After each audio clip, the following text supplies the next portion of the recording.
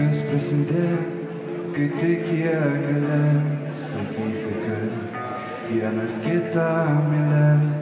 Jai nepatiko jo suplyšusi striukė, jam patiko tai, kad tik jisai tokia turi.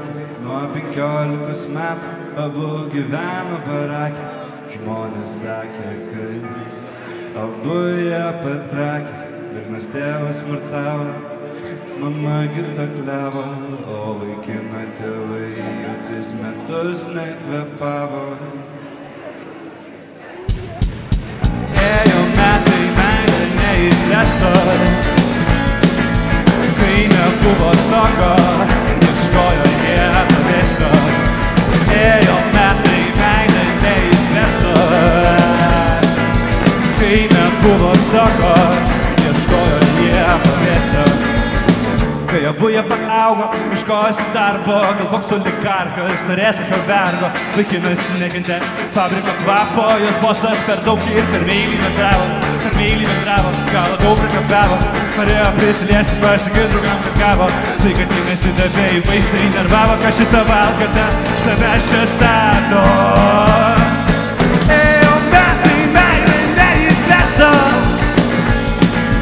kai nebuvo stogo, ieškojo jie pavėsio. Ėjo metai, meilė neišblėso,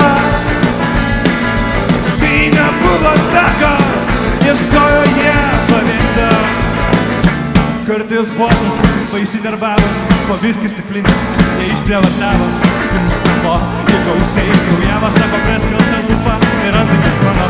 Vaikinus susidėjo savo striukę suplyšusią, peilį į kišenę žaimo greičių išlėkė. Gabelis į duris jam iš kojos, tik tiek, kad ateis, škalo reikėjo.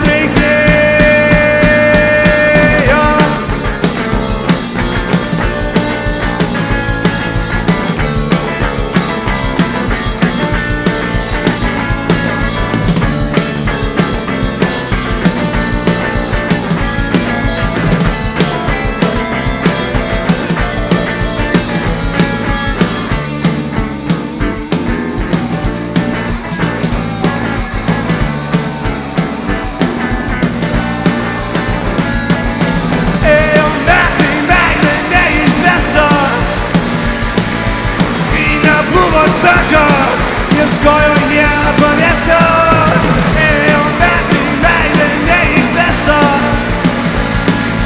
kai nebuvo stogo, ieškojo jie pavėsio.